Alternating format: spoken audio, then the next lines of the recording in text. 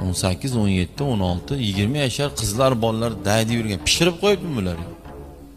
Bir vrach bo'lsa ekan operatsiyadan kelyapman, uchastkovoy bo'lsa ekan ishdan kelyapman, deputat bo'lsa ekan yig'ilishdan kelyapman desa, kim u? Bunnini artalmaydigan bolalar sang'a yuribdi.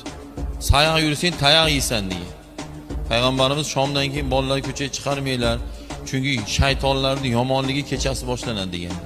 Shuning uchun jinoyat, yomon, xunuk ishlarning juda ko'pi kechasida bo'ladi. Qumorbozlar ham bilsalar kechasi to'planadi, 12 dan to'planib sahargacha o'ynaydi. Yani itdan battar fohishalarni ham ko'ringda, kunduz topa olmaysiz. Hamma sasi yotadi. Kechasi chiqadi ovga. Och qolgan itga o'xshab turadi. Ikkinchi och qolgan it keladi, olib ketadi.